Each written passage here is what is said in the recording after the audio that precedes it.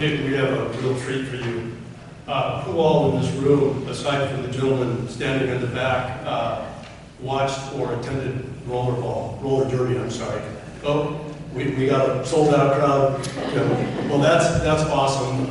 And I'm proud to introduce Jim Fitzpatrick, who turned his childhood dreams into becoming a roller derby skater with the legendary San Francisco Bay Bombers into reality.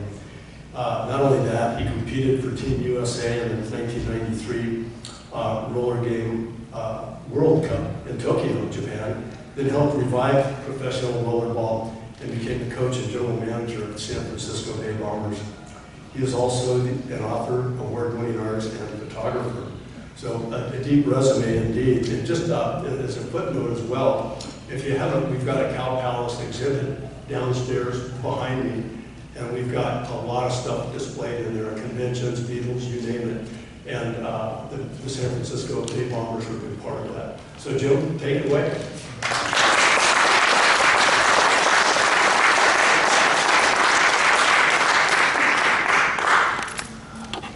Thank you very much for coming out. I recognize some faces from our games, friends and family.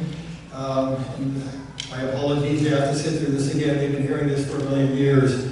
But obviously, since you know about roller derby, you know Ann Cabela, don't you? Well, let's start with a bang first off, right off the bat. Ann was a free spirit, and she loved to sunbathe, and she never had a tan line. One of her top fans, John Clauser, met her on the beach in Pacifica, and they started to date. And she knew all about him. He explained who he was, gave her his book that he wrote. He was actually on the most wanted list for the FBI longer than anybody. They were unable to capture him. He finally worked a deal with an attorney, and the Today Show filmed when he turned himself in. He was a Florida detective gone bad, and he had so much information that he imparted to the authorities that he got out in a matter of months. But just like One Flew Over the Cuckoo's Nest, he faked he was nuts when he was arrested. And then what happened was, he and one of the other people in the mental hospital got a nurse, held her at knife point, took her hostage, escaped into Canada, and he was on the run for years. But later, after he was released, he met her on the beach, they dated for a while, and she said he got a little too clingy for her, so she got rid of him. But actually the poster says on it, it says, Clauser escaped from mental institution. He's allegedly assaulted robbery victims and claimed he would not be taken alive. Reportedly an excellent marksman and in possession of a knife, considered extremely dangerous. So that was one of her friends. If you don't mind, we'll go back to the very beginning, 1935. Roller derby back then, that's when it first started. It was very, very different. Leo Seltzer, who was the original owner of it, invented the sport. And he was, at the time, he had been promoting walkathons. And walkathons were toned down dance marathons. And the reason why they changed the name and toned them down were they were being banned around the country. A lot of the states wouldn't allow them. They said it was cruel and unusual punishment. They were kind of sleazy. So he came up with a plan to make them more acceptable for society, and they're called walkathons. And then he became the manager at the Chicago Coliseum. And he was looking for new events to book. So he came up with this idea, why don't we put these contestants on wheels? So initially, roller derby consisted of multiple teams at the same time on a track. But the teams consisted of two people, a man and a woman. And they would take turns endlessly skating around the track until one got exhausted, tag off to her partner, and then he would take over. And they had an elongated map of the country that would light up, simulating that they were actually skating from one coast to the next coast. And then the winner would be determined on who got there first. And the first event lasted for about a month in length. And it was a much larger track, very elaborate, took days to set up, days to tear down. And he took this show on the road. But over time, he started to realize it can be kind of a boring thing just watching these people endlessly do it. So they incorporated other things into the shows. They would have bizarre things, ice sitting contests where they would sit on a keg of ice somebody to get a prize, and people perform and different bizarre things. But he eventually started to evolve it into the sport we're more familiar with, the 5-on-5. And with the help of Damon Runyon, who was a famous author at the time and a famous sports writer, he was also Al Capone's press agent. And what he did was he suggested to Seltzer, well, look at how they react when these people wipe out, when they fall. Why don't you add some contact into it? So that's how that came about. And along the way, there's these other people who would see the idea, they would try and capitalize on it, and they were what were referred to as outlaw leagues. And they would come and go over the years. And some of them would take it in weird different directions. They'd have pie fights and all sorts of craziness. But the original roller derby took it more serious. And Ann Cavello told me when she got into it in 1948, she actually started with the rival league. She toured Philippines, Guam, Cuba, different places. But then when she came back to the States, she got recruited by roller derby. And at that point, she started a very lengthy career. But she said it wasn't as glamorous as people think. They used to sleep in the buildings that they skated in because the tracks took so much longer to set up and tear out that they would book an event maybe for a month or more. And so they would sleep in the venues. She said sometimes you see the rats running through the rafters, these giant rats, and it's like they were trying to hide and protect their food because that was also during the Depression. There was a chance, you could get some place to live, some food, and then also enjoy what you're doing, skating. But she said that they would skate so often that not only at night they would perform, but they would also, during the day, they'd have to practice endlessly for hours. So she said her feet looked like raw meat. And that went on for years. I have notes here in case I start to lose it. Oh, in 1937, shortly after the sport began, it almost died. They were transporting two teams to the next destination, and prior to crossing a bridge, the front tire blew. The bus flipped on its side, crashed, and they had 23 people, skaters and staff members on the bus, and 18 out of the 23 burned alive on the bus. They could not get out. They had also a traveling nurse with them that had a 4-year-old, and so they were also lost. 5 escaped the bus, and 3 of them ended up dying in the hospital. So that almost shut the league down because they had very few skaters left at the time. What they did, though, was Seltzer had a partner that he got, and they had purchased, later they purchased the Chicago Coliseum, but they also purchased the Arcadia roller rink. And at the roller rink was where they would use it in Chicago to recruit new skaters. So they kept the sport going, they kept it alive. And then the big change that was going on in the late 40s, television. And roller derby was one of the first things on television. And it's, I guess the way to compare it is, it was almost like SpongeBob. It was on all the time. It was on multiple times a week. And again, television wasn't even 24 hours a day. And you just had 3 major networks. And so they signed a deal initially in 48 with CBS. They were on CBS for about a year and a half. He signed a deal with ABC in 49 through 51. And during that period, when they were in Madison Square Garden, first time off the bat, they're on television. The crowds over a 5-day period grew to 55,000 people. Later, they grew to 77,000 and 82,000 in just 5-day periods. And it was all because of television. There was another period also, though, just prior to that, where roller derby almost died again, and that's when World War II set in. And a lot of the skaters were drafted, and then some of them also enlisted.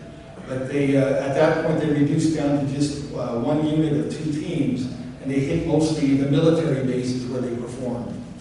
And so that kept them going.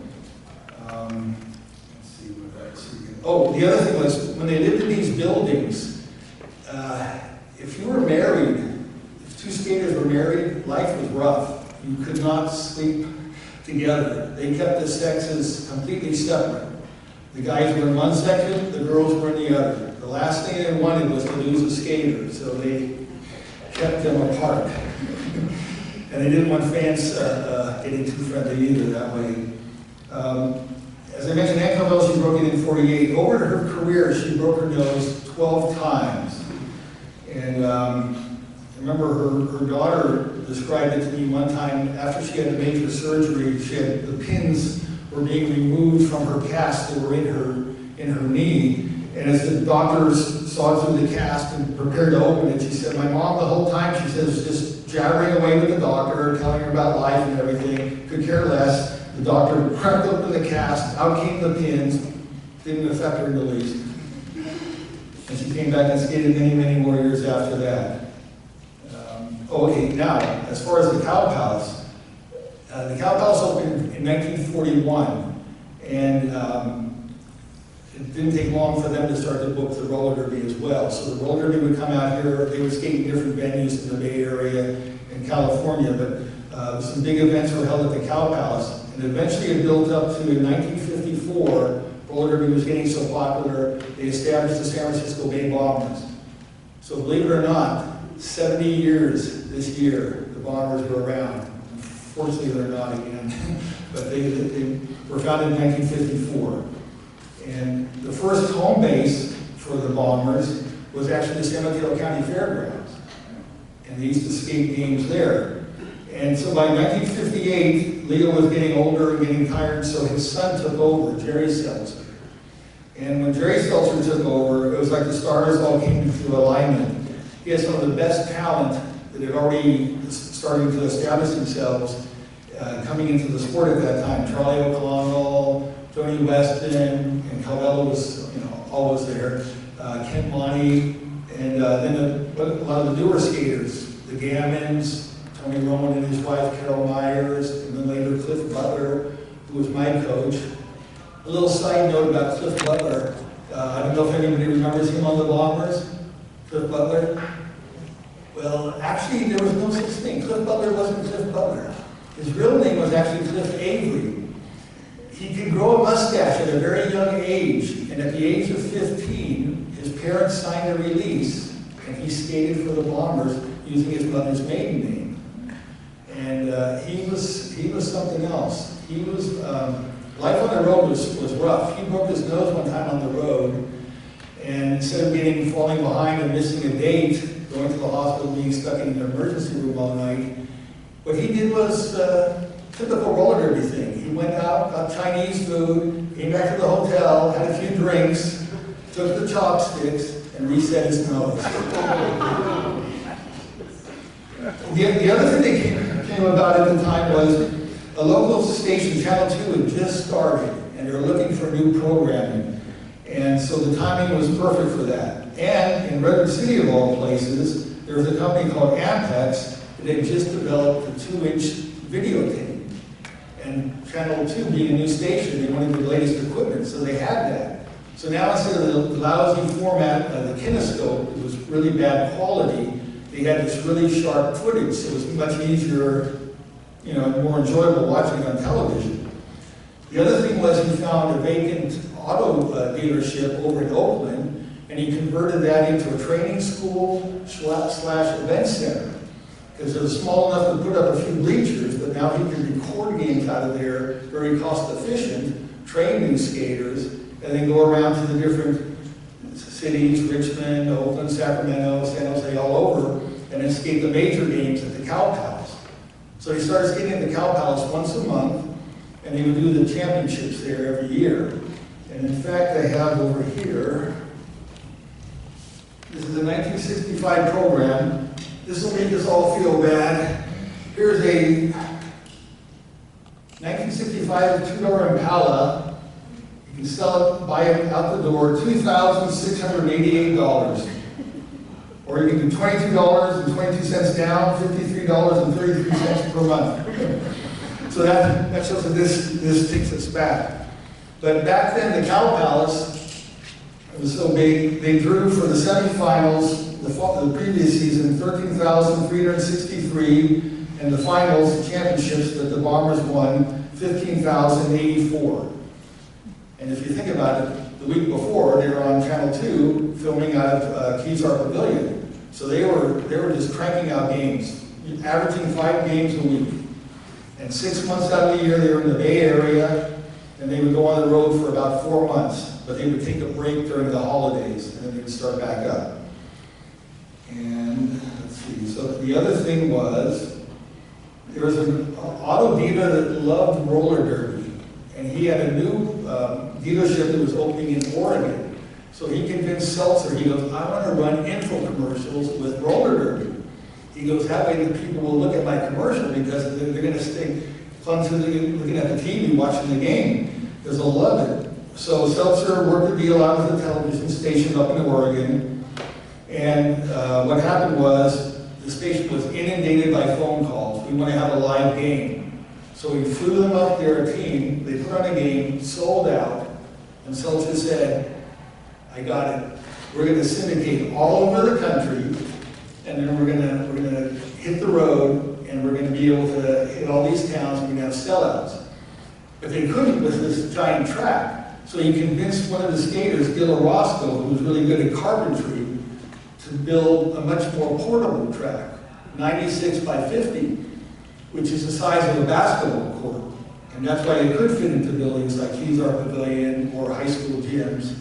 And then if you go into the Cow Palace, you extend the straightaways, you can have a longer track, larger track. So that was his formula. He built it up to the point where he had over 122 syndicated stations across the country and internationally. And then he would do these road tours. And as the road tours grew in popularity, then he decided to establish home bases in other cities like New York and Chicago. They got their home teams. And New York, actually the Garden, they had part ownership of the New York Chiefs.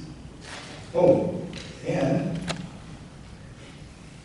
to show how popular it was, this is the first Ollie Frazier fight from Madison Square Garden. This is right around the time they were working the deal to purchase the part owners of the New York Chiefs. So Ann Calvello appears in it twice in the Ollie Frazier program. And this will show also how big it got. This is the largest crowd roller we had. Comiskey Park, 50,118.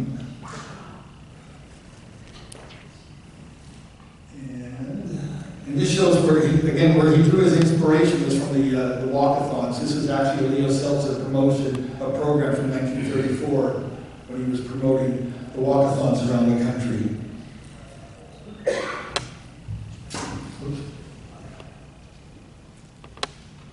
Now, the bank track was something else. The skaters, kind of like circus workers, we would set the tracks up ourselves. If you went to the Cow Palace, you'd get assistance from the Union House people.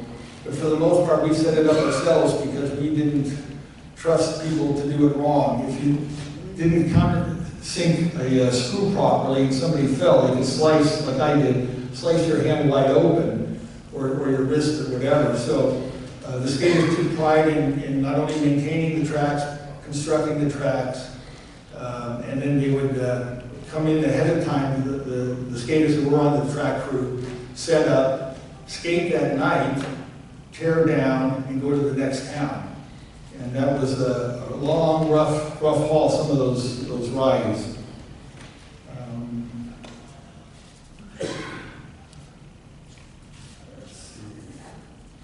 Oh, and also, 2 years in a row, Jerry Seltzer booked the Oakland Coliseum for the 4th of July. The first year he drew over 27,000, and the second year he drew 35,000 plus.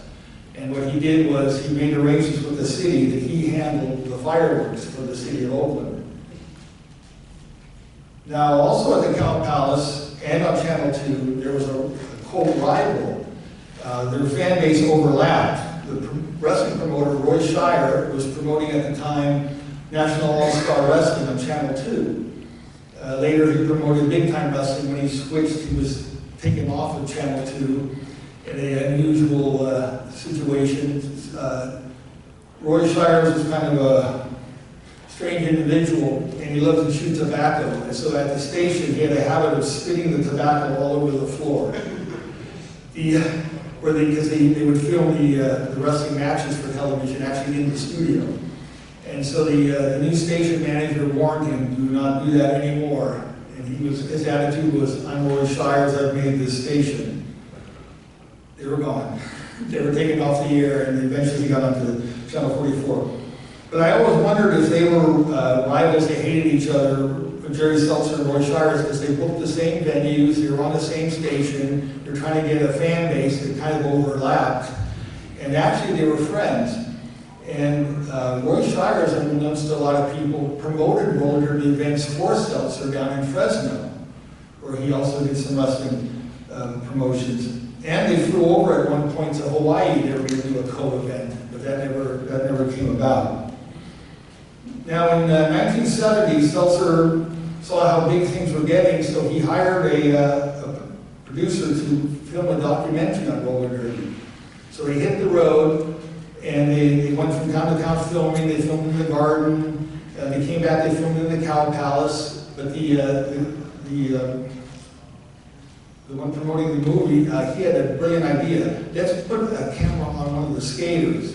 So they actually have some footage that's shot on the track during the game and on the infield.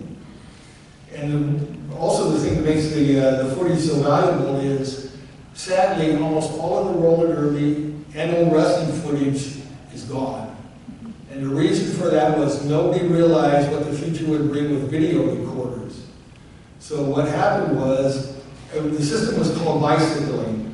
They would record the game at Kezar, and then it would go to the next town, to a station, to air, and to another town, and it would work its way around the country to all 222 stations, come back to the Bay Area, and then what they would do is they would record over it for the next year. And so all that stuff was lost. The year he shut down, 73, when that stuff came back, some of that was saved. And so very little, unfortunately, exists to this day because of that. Okay, in 73 then, the Bombers had just won the World Championships in September, and then they hit the road and they were going to do the Eastern season. And in December they were going to shut down for the holidays and start back up in 74. But Seltzer has a big shock to everybody. Even Charlie O'Connell and Weston, the big stars, had no clue it was coming. He shut down. And the reason for that has always been mentioned that the oil embargo had started, and so people were having a lot of difficulty getting gasoline. The skaters, ever since the bus crash, it was a superstition. They did not want to travel by bus, so they traveled by car from event to event, sometimes 3 to 4 people per car all across the country. And so with the oil embargo, trouble getting gas because the odd even rationing, and attendance was down because of that. Some arenas were shutting down because they couldn't heat the facility. That really impacted his business. So attendance dropped. He was going through a divorce, and that hit him financially. And the year before, some of the skaters tried to unionize, and that hurt him a lot. But he never said a word about the other thing, the one that really killed him. And prior to him passing away, he gave me all the information, the paperwork, and he finally divulged that this man, unfortunately, was the one responsible for roller derby shutting down, Fred Morelli. And Fred Morelli, what happened was he was dying, and he wanted to call in money because he claimed that his partnership with Jerry Seltzer's father, Leo Seltzer, had never been dissolved. So he wanted his stake of that money and to leave it for his family because he was dying. And so they were going to try and serve Oscar Seltzer also, who was the owner, Leo Seltzer's brother, the owner of the skate company, Roller Derby Skates, and Leo Seltzer to appear in court. They were tipped off by a member of the police and fled into Mexico for hiding. But what happened was the legal fees killed it for Jerry Seltzer. It was just financially way too much. He couldn't handle it, so he decided to shut down. Later, he started Bass Tickets and made a fortune. But the thing about Fred Morelli was, and I'm surprised he didn't come up in court, he had kind of pressured his way into being a partner. See, he was actually a member of the Chicago outfit, which was Al Capone's mom. And so what happened was suddenly, in fact, what was happening was across the country when he was promoting walkathons, the mob in certain cities would try and put pressure on them that we'll protect you and your business will thrive, but you need to pay us. And he always boasted that he never had to do that. But when he got to Chicago, he ran into the big mob, Capone's mob. And so at one point, another gentleman that later became a road agent for Jerry Seltzer, Sid Cohen, showed up at the building with wearing a big hat, bigger than mine. He had a bomb under the hat. And he was going to blow up the bathroom as a scare tactic. And so what happened was Seltzer had a little meeting with him, and suddenly the guy is his road agent. So that saved the bathroom from being blown up, and the mob was happy, and also Morelli became his partner. And Morelli was initially, prior to that, he worked for Dennis Cooney. And Dennis Cooney was actually the vice lord to Al Capone. He handled not only the gambling, but the prostitution. And when Cooney died, Morelli bumped up. And a lot of this stuff, Calvello used to talk about all the time when they skated in Chicago, even later into the late 60s, early 70s, how they would party after games with the mob. But she never mentioned any names. But then when Seltzer gave me this and the contracts and showing their partnership, I finally had the name. So I contacted John Binder, who's appeared in National Geographic shows and all sorts of, he's written multiple books on Al Capone and the Chicago outfit. And he did some research that I paid him for, and he gave me the Crime Commission reports showing the involvement with the mob, Fred Morelli specifically, and the Seltzers. And at one point in the paperwork, it talks about how the Seltzers had gone to the bank wanting to consolidate all of their money into that bank branch. And the branch owner was petrified once he heard the name Morelli mentioned. He contacted the FBI, and they were looking into even to see if the Seltzers were legitimate. They actually were, but the bank was fearful of having any mob money in their bank. So unfortunately, this is the guy that we should be upset with.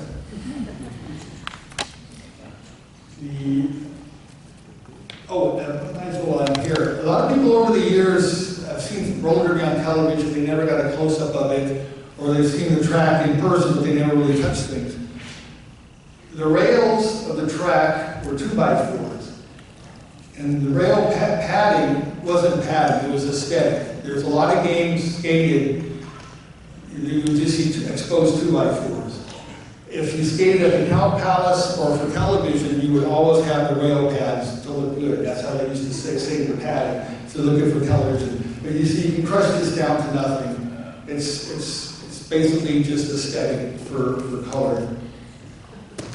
And unlike today's elbow and knee pads, the hard shell plastics and stuff, this is one of Calvello's elbow pads. She also liked to color coordinate to go with her hair. And there's a story about her hair, too. Sometimes she had pink and blue polka dots, sometimes she had green hair. The reason why that started was in the 50s, they used to paint the tracks green. And they used wooden wheels. And this kind of like powdery stuff would come off of the tracks. Also, they would put powder so the track wouldn't be too slippery. So people in the front row would often leave the building with complaints saying, I got this green stuff all over my hair, my clothing. And the same with the skaters. So Calvello came up with the idea, she goes, well, I'm just going to kind of color coordinate my hair with my uniform. So she did that. And then this is one of my other uniforms on display downstairs. These were the shorts. Some shorts had zipper with a snap, some had the drawstrings. And then we had the tights. And the tights, again, too, the leather, it really wasn't for protection. It was for protection for the uniform, not for us, because it wasn't much protection. And you can tell that the way they position them, sometimes they should put more leather down, because all it took was a screw, slice yourself open pretty good. I won't say his name because he lives in San Mateo County, but he used to skate, and I have a uniform story about him. He was showing up late all the time, and the coach was getting really upset with him. So one game he shows up late, and he forgot his uniform.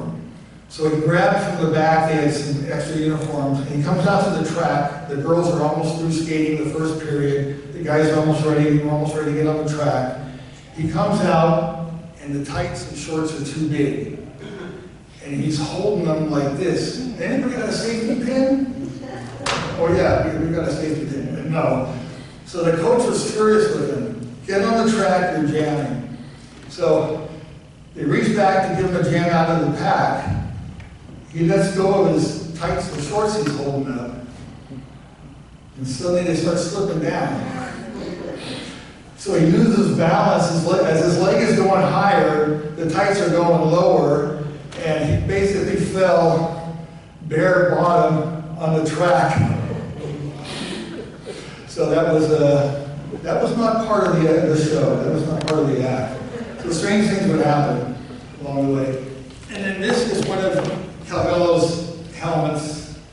Remember, the pivot helmets were the black ones. And there wasn't much protection to them. It was mainly to designate the position. But a few of the girls, the top girls, would sometimes put bows on them and stuff. And Calvello used to always put her name and everything. She wanted to make sure you knew it was her. How could you not know? And so actually my helmet's on display downstairs, and you'll see it. It's pretty much almost cracked all the way through. It was from my last Cow Palace game when I skated. And I didn't look much better for the wear besides the helmet.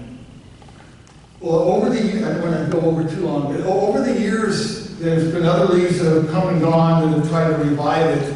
After roller derby shut down, the skaters started to work with this rival league out of the LA area, the Thunderbirds, and it was much too theatrical. Skaters quit almost immediately.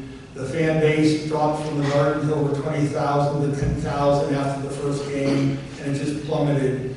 And so what happened was, back in the Bay Area, Charlie O'Connell, Mike Gammon, one of the top skaters, and Don Drury, that was the announcer for the Garden and back east, kind of like Walt Harris was for out here, they partnered up to revive the league. And then what happened was David Lipschultz, a young entrepreneur, he got involved, and he said, I'll try and help get you television.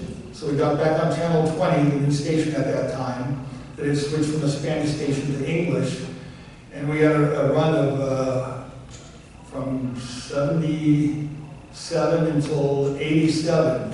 And at that point, Lipschultz eventually took over everything, signed a deal with Madison Square Garden Cable Network right off the bat, and eventually we started going into the Garden multiple times a year for games. And near the end, when things were going super, he signed a deal with two rock promoters back in New York, Harvey and Corky Productions. And Harvey and Corky Productions, Harvey is Harvey Weinstein. So I guess at that time, some of our skaters were not as attractive because he left our girls alone. But he was a part of our organization for a while, and then there was the infighting that went on that was causing friction. But we were set to go on tour to Europe. There was investors set to expand into Canada. They had already named the Canadian team and picked the coach. And then what happened was we had also bumped a rival league off of ESPN. We were on ESPN. And then ESPN signs a deal with the NFL. And there went our deal. Because they were giving us money to pay to film our games, and we had a set time slot. And with the NFL, they said, well, we still love you guys. You can still be on, but you got to film it yourself. And that killed it. So David had to shut down, and make a long story short, he ended up partnering with, of all people, Sir Richard Branson, and they formed Virgin Limousine to partner off of Virgin Airlines. So he did very well for himself after roller derby.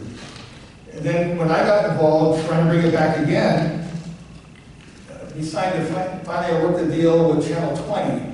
We're going to go on Channel 20. They revived the station, and they were going to film our games, and it got complicated. So it turned out we had to film them ourselves, and it was a $3,000 process per game to film, $3,000 to post-produce, and $3,000 to run an hour show. So it was $9,000 for one show with some commercials that they would give us so many commercials, but commercials could run at any time, 2 o'clock in the morning on a Tuesday, 1 o'clock in the afternoon on a Wednesday. It was just, so unfortunately that didn't help us. But then our owner signed a deal with a gentleman who had dealt with television before, and he was going to syndicate our games. His name was Jack Holden. And make a long story short, every time we filmed a game, he had a different film crew, so I got suspicious. So I contacted each of the companies and asked, is something, are you having problems? He goes, yeah, we're not being paid. So I warned somebody when we went out of state to Nevada about the same thing, so the guy would make sure he got his deposit up front. Eventually that guy disappeared because he wasn't able to fulfill all of his agreements. So that contract expired. But I ended up finding some more information out about him, went to the local FBI, and eventually he was captured, sentenced, and found guilty for $1.4 million biodiesel fuel scam that extended to 3 continents. Africa, where he had a current wife who was African, so he could do business because she was a native. He had another wife, current wife, from Russia. He got her, so married her so he could help her bring her mother to the States. Got some more money out of that. And he, unfortunately, he tricked a bunch of elderly Christians up in the Oregon area out of a lot of money under the guise this biodiesel fuel was going to help the environment, help the poor people who've gone to Africa, and then also make them a killing. So unfortunately, he's released. He's out, and I notified them recently that he's advertising that he's trying to get back into filming something, which is a violation of his probation, or his parole. He's 84 years old. So, young at heart. Well, I hopefully I didn't go too long. I don't know if there's other things to cover, but if anybody wants to ask questions or... Yes, please do. Bring the microphone back here. Oh, you showed us some of the uniforms. Was there any other protective gear used to protect your bodies?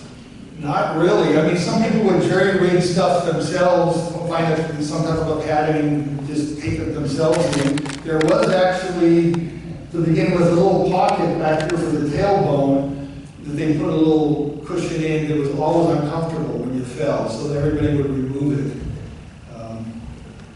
Yeah, very little protection.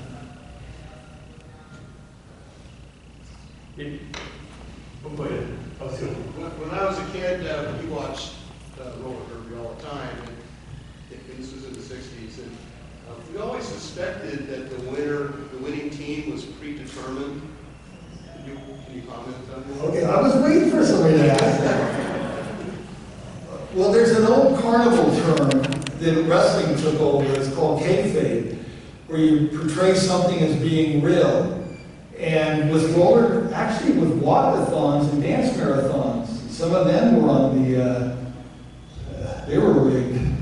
But they actually would have people in the walkathons and dance marathons who were actually struggling legitimately and suffering, trying to win. And there's other ones that were so talented and in such great shape. It would almost be like, let's say you want to play basketball against somebody else, but the other guy happens to be, and you don't know it, a member of the Harlem Globetrotters. So they can play with you and have fun with you, and you look like a fool, and you're trying the best. So there was other leagues, some of them did very theatrical. I even know some of them where they would even write every single play out and hide it in their helmet. Now for roller derby, they actually did do some legitimate complete legitimate seasons. And what happened was they lost New York because of it. Because the scores were so lopsided that the fans lost interest. And I don't want to put the roller girls down today, but there is a website you can go on, and I kid you not, and it has their scores because they skate legitimate, so they say, games. And there are scores of 900 and something to 0. And they've had teams go from the United States because it's an international thing, and they'll compete over in Europe. You go all the way to Europe and you lose by 700 points or 600 points. See, roller derby is very different than other sports because both teams could be on offense at the same time. So if one team's a powerhouse, they're scoring every play. And if the other team can't get out, they're not going to score anything, so it's just going to become a landslide. But roller derby did have some show in it. There were some seasons that they did it completely legitimate. The playoffs they took very, very serious. Even when I was coaching, our first championships, there was the owner wanted the outcome to be determined, and the people on the other team got together and said, we're gonna steal it. They didn't let the other team know that. And it was an elimination for the first round. And so they actually stole the victory. The other team was so pissed off, they almost walked out the door and weren't gonna skate the next night. And we were gonna be short a team. So people took it very, very serious. And some people, unfortunately, like some of the leagues, they just got too carried away with high fights and all sorts of ridiculous stuff that went on.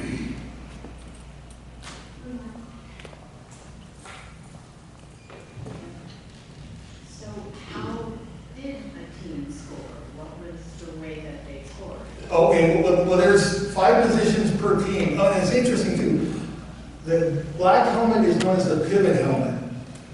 Charlie O'Connell, when he was young, and his hairstyle was perfect and everything. He looked like a young James Dean. The women loved him, and he was so incredibly talented that Seltzer switched from a time when they had no helmets to helmets. And he said, I'm making a special helmet, a black helmet called the pivot, and it'll have an extra thing. You're like the leader of the team. You can score, but you're normally going to be the one to do the defense.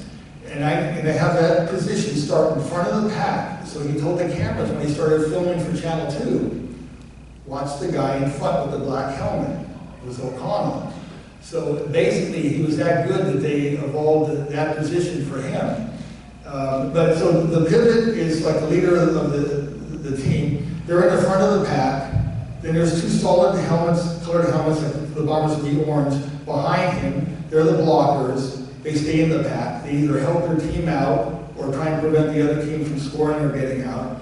And then the jammers are the ones with the striped helmets. And so they're the scorers. They're the ones in the rear of the pack. So when everybody gets into that formation, the referee blows a whistle. And then they try and jockey their way through the pack, either get helped out with a whip or whatever. And then once they get out of the pack, then a whistle is blown again. Now they have 60 seconds to come around and lap as many people as they can on the other team. And so then what happens is your team, if your jammer is the only jammer out, you would try and walk up the front of the pack to prevent them from getting out. It slows the pack down and makes it easier for your jammer to get around and score. And then if you're outnumbered, the jammer can put his hands on the hips and he'll call the playoff if he's the lead jammer. So there actually were rules. Just not everybody abided by them. And one thing, a common move is the whip. And the whip, the person giving the whip never grabs.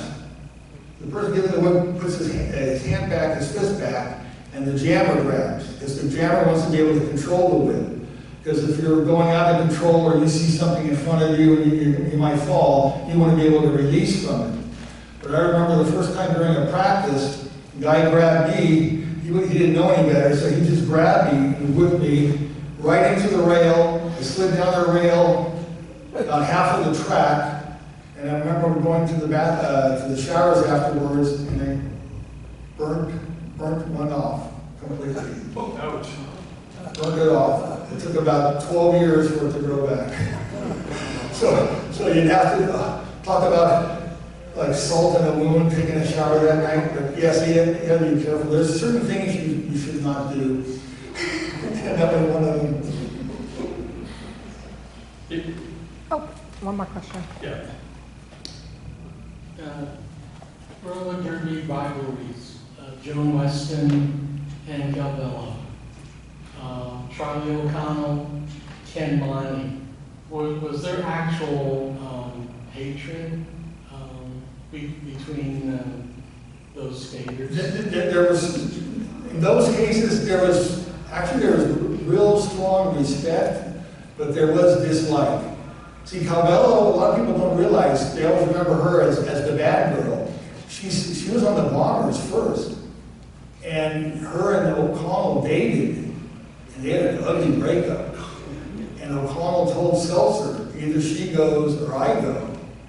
And Charlie was younger than her, and he the helmet, he had the looks and everything, so they took Ann off of the Bombers, and she really regretted, was very upset and devastated about that, and really upset with him about that. And so Joni eventually stepped into the role, and so there was bad feelings. I'm sure she said she loved skating red or the visiting team, but I'm sure she really missed being on the Bombers, being the home team favorite. And you got more money that way too. You were skating more often. Oh, and the other strange thing about roller derby is, unlike other sports, there's a family thing. Carol Myers, 96 pounds, married Tony Roman, 5'2", and they skated. They both skated on the Bombers. Tony Roman took his shirt off. He looked like Bruce Lee, not an ounce of fat. He was ripped, six-pack abs. This goes back to the 60s, long before special diets and stuff. Every definition of the shoulders, everything. And then Barbara Baker, who I later skated with, a really pretty girl, really talented, older than Queen in 72. Her parents were the first Bomber, her dad, Russ Rosie Baker, first Bomber player coach, and her mom was Annis Jensen. And she was the first women's captain for the Bombers. So that's all in the family. And one quick story, they had done some strange locations for games. They did a game actually on the naval carrier, USS Ranger, that was docked in Alameda. And so Annis Jensen was skating at the time, so she took her daughter, who was too young to skate, Barbara, to watch. And Barbara told me, she goes, they didn't do it on the deck where the aircrafts landed, they did it below deck. And she said the deck was so big, she said there's jeeps driving back and forth on the deck. She said it was huge. And I looked it up, they had 90 aircrafts on that one ship. But the commander loved roller derby. They were docked in Alameda, and he said, I want to entertain my, maybe himself, but I want to entertain my guys, my crew. So they arranged for a game there. They also arranged for 2 games were skated in San Quentin, of all things. The second one was skated after Derby shut down, but when they were trying to reform it. And if I can find my prop. This is a drift pin. So when I work under the track, or somebody work under the track, bolting the track together to hold it in place and also put the supports so it would be banked, sometimes the holes on the steel wouldn't line up. So we put this through a hole and kind of work it through, and then we could put the bolt through. So they had 2 games that day. They had a game in San Quentin in the prison, a matinee, and then they had a night game across the bay in Richmond. So they were running late, so they needed the track set up fast. So some of the inmates were allowed to help them set up. So my friend is under the track working the crew that day, and he goes to get the next piece ready. He reaches down on the ground for the drift pin. It's not there. Next to him was one of the inmates, because they were following each other going along underneath the track, setting the track up. I think the guy's got the thing. He might stab me, he might take me prisoner, or hostage, or who knows what. So he pretended like he didn't notice anything. He tried to get the piece together by himself. He slides out like he's going to take a break, and then suddenly the inmate sees it. he's out, so he figured I'll take a break too. He slides out, and as he does, all the guards draw down on him. The inmate takes his hand, smiles, reaches into his pants, and takes it out. So he was going to, and the funny thing was they were skating a game outdoors that day in San Quentin. It was supposed to be indoors, but earlier that week there was already a stabbing. So luckily they prevented that stabbing from happening. So, Jim, I was on the Rangers, so they hadn't been on the hangar deck, and I missed it. But they're on the deck below, but yeah, they were huge. But they had in the gym with planes that were coming up on the elevators. But a question I have, can you talk a little bit about the skates and the equipment? Because I'm thinking, I heard they're skating, 5-6 days a week. I mean, I think of, today in skateboarding, they go right to the trucks, right, the wheels and all high tech. But I think you said wooden wheels originally? yeah, they used to use wooden wheels. And how long, and I'm guessing the skaters more than likely changed them out themselves, but new wheels weekly or bearings, that kind of stuff. Because Yeah, back in the day, they used to be loose ball, and then they switched to precision, but yeah, the skaters had to maintain and do their skates all by themselves. When we went down to Argentina, we did 9 games in 10 days, and I was scared to death. I go, I'm going to be in a foreign country. What if my skate breaks? What am I going to do? where do you get parts? Yeah, and especially at night, this is my golden opportunity. So I bought a second pair of skates, and by the time I came back from that trip, all that were left was the plate and the boots. Everything else, I never used one single part, but all the other people were, can I use this, can I use that, can I take an axle, because my axle's bent, and so I kept them going. I barely got a thank you, but at least I felt like at least I'd have something in case something happened to me. And one of the worst things that happened to me skating was a friend of mine who broke in at the same time. He had a homemade plate under his skate. Usually they're rounded, so you don't get hurt. But his was thicker, and it was steel, and it was cut sharp. And so there's a little bit of a tip that stuck out in the front of his boot. So there's different type of blocks you can do. You can do the shoulder block, the hip block, the knee block, and you can do a leg block where you throw your leg way up and catch the person in their chest. And so when he threw it, I guess he was pretty flexible that day because he threw it and he caught me in the top of my head up here and it punctured my head. And so it kind of like dazed me. I didn't know where I was, and I just stopped in the middle of the track. And then I saw like paint drops. And so the people got real worried, not for me, but for the track. You're getting the track a mess. So they pulled me over to the rail and hung my head over. And then I just saw this pool of blood get bigger and bigger. So then somebody finally gave me a towel and got me off. I got back to the locker room. Our medic came in at that point, and I was holding make sure I stopped the bleeding. So I finally took the towel off, and instead of looking in the mirror, I asked him, I go, how do I look? He goes, oh, it's horrible.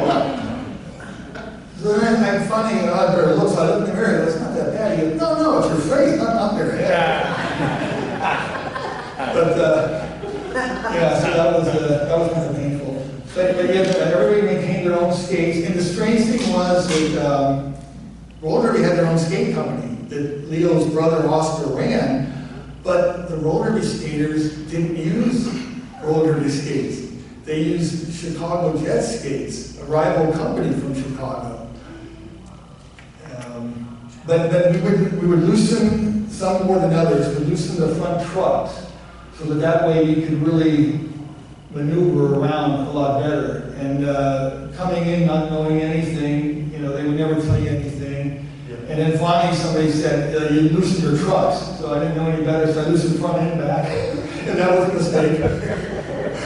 They're all over the place. But then I tightened the back up and I realized you can loosen the fronts up. But the problem is, sometimes you loosen them up so much that there would wear a groove, a little screw from the bottom of the plate would wear a groove in the wheel because you got so much maneuverability, but it really helped you maneuver a lot better that way. And then another skater taught me, Richard Brown, he said, don't lace your skates up all the way. I mean, you feel more secure, it's better for your ankles to lace them up. But he said he saw a skater one time, there's a gap between the infield and where the track comes down, about so big. And he said the skater came flying to the infield, his skate got caught under the track, so his foot, the skate stayed in one position, and his body went the other way, ended his career. So I started, after that point, I started lacing them up like slippers, like he was. Interesting for sure. Any more questions?